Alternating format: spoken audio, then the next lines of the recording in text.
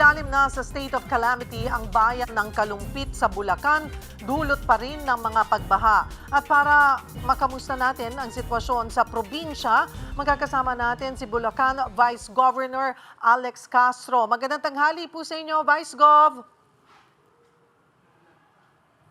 Hi, good afternoon, Cheryl. Good afternoon. And sa lahat sa mga nanonood sa atin ngayon.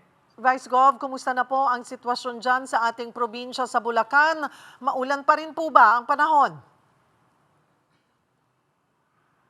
Pabugso-bugso pa rin po yung ulan natin dito sa tumitigil tapos biglang lalakas. So meron pa rin po tayo mga flooded areas dito sa atin sa lalawigan. Meron pa rin po tayo mga evacuees natin. So meron pa po tayong mga nasa 5,929 evacuees all over Bulacan, maabot po ng 19,701 individuals. Puntahan ko muna po itong sitwasyon sa bayan ng Kalumpit na naging, ano po ang naging basihan sa pagdedeklara ng state of calamity? Kahapon po, galing kami doon para magbigay ng mga tao ng tulong sa mga kababayan natin. Nakita po talaga natin na halos na buong bayan ng Kalumpit ay nakausap po din si Mayor Lem kahapon. Sabi niya talagang affected po talaga yung karamihan sa kanilang barangay doon. Gaano po karami? Ito po ba ay buong Kalumpit na ang talagang affected po?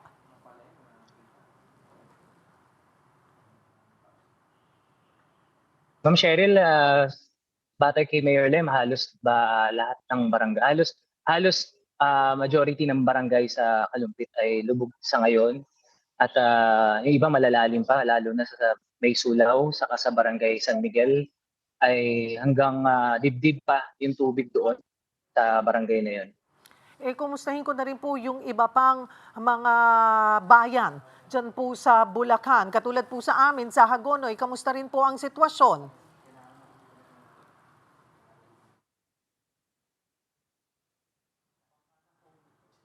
Ma'am Cheryl, sorry pa, ulit. No, mahina po yung Alright. Vice Gov, kamusta po yung sitwasyon ng iba pang mga bayan?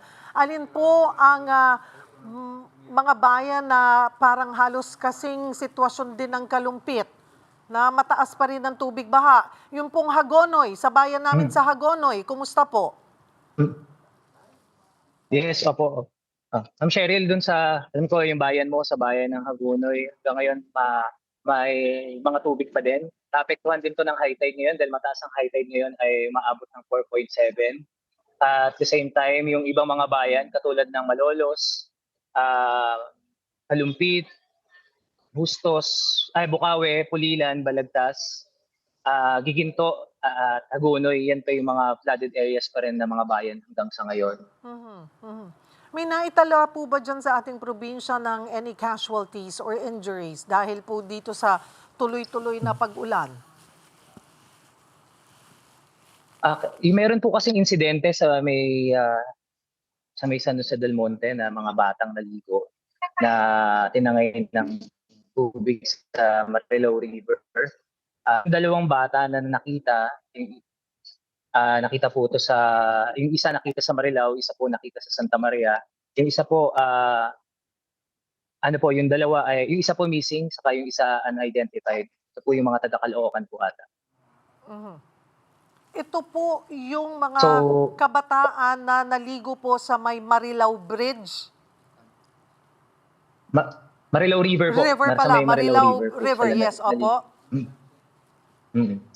Yes, ito po yun na Ma'am Cheryl.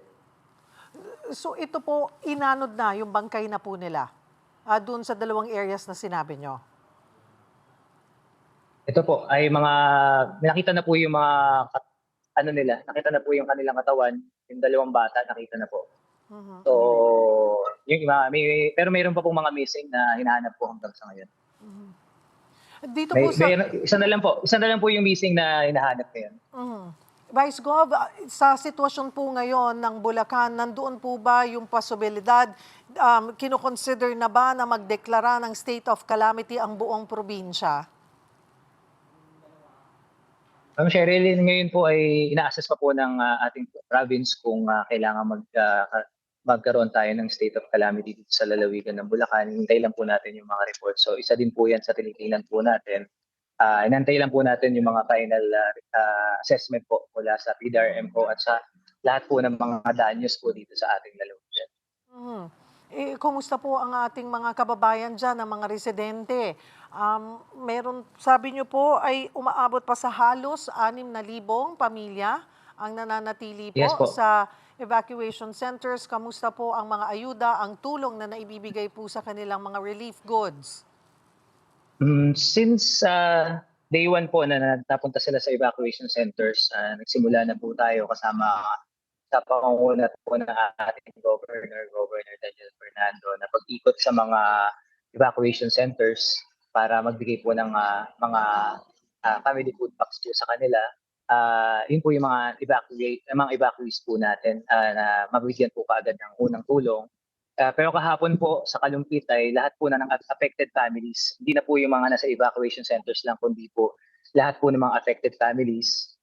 Today din po, mag-iikot po tayo sa iba't ibang bayan para po magbigay na rin po ng tulong para po doon sa mga, hindi na lang sa mga nasa evacuation centers, kundi po yung mga affected families na po na naapektuhan ng talagang,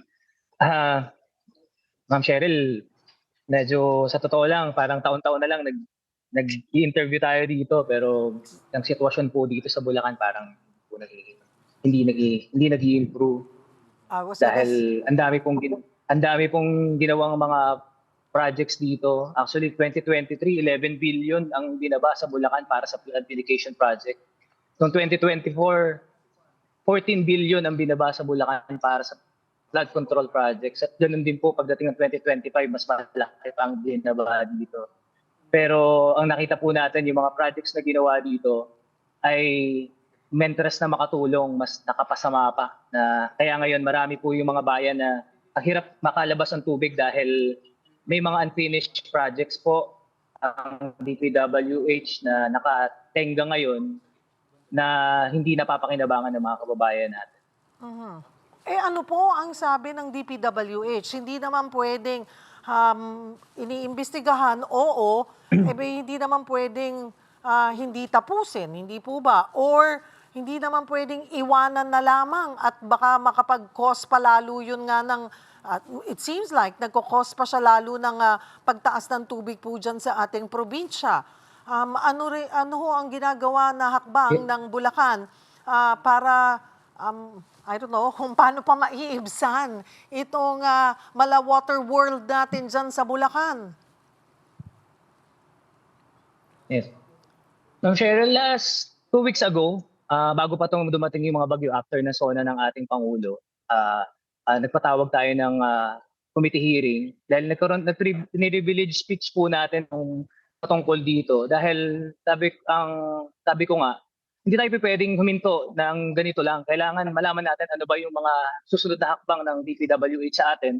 Dahil marami mga unfinished projects, tapos magtatag-ulan, anong mangyayari? Ito na nga po yung nangyari. So nagkaroon po tayo ng committee hearing nung nakaraang 2 weeks ago patungkol dito. Kaharap po natin yung mga taga DPWH, mga engineer from DPWH from different district.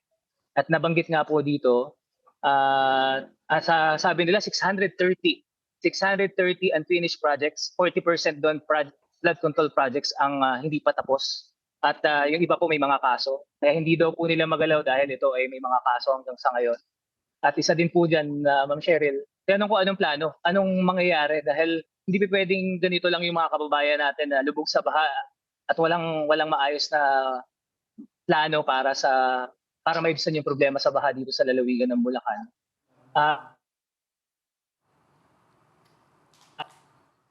Sa national government na maglaan ng pondo para sa pag-aaral ng master plan para sa kanilang gagawing proyektong para sa baha dito sa lalawigan ng Bulacan. So, sabi ko nga po, marami na pong pag-aaral eh. Actually, ang ating governor at yung ibang mga governor ng District 3, nagkaroon na sila ng regional development council resolution para magbigay ng kanilang suggestion para maibsan yung baha dito sa Region 3, especially dito sa Bulacan. Ito yung mega dike na gagawin mula Metro Manila hanggang Bataan para gawing kalsada, gawing dike, pangharang sa high tide, lalo na sa Hagonoy, at magkaroon po ng pumping station. So po, matagal na po itong hiniling ng mga leaders natin mula sa mga provinces dito sa Region 3, pero hanggang sa ngayon hindi pa rin po ito nababudgetan at nasa feasibility studies pa lang din daw po. Kaya medyo huli, sana po ito ay mapansin na government na mapondohan kaagad dahil taon-taon na lamang po ganito, palala pa po ng palala at ang laki ng pondong binaba dito pero wala pong nangyari. At isa din po, meron po hindi lang just to notify yung atin pong mga use at provincial government, i-involve po ang mga LGUs at provincial government sa mga proyekto ng DPWH kasi ang nangyari po the past years, na coordination, even yung barangay officials hindi po ito hindi po alam na may mga sa lugar, mga mayors, ang government coordination sa provincial ng project hindi naman talaga sayang po yung mundo na. Vice Gov, siguro panghuli na lamang po, ito ngayon sa 2027 may pondo na sa flood control sa ilalim ng National Expenditure Program. Ano ang inaasahan ninyo sanang ma-prioritize sa Bulacan para maibsan nga ang mga pagbaha po dyan?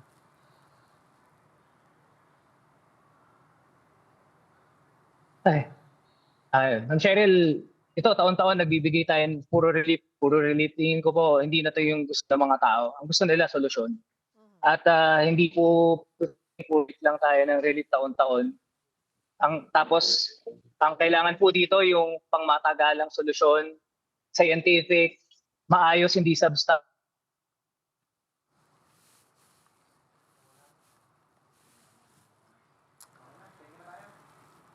Alright, marami pong salamat sa inyong oras, Bulacan Vice Governor Alex Castro.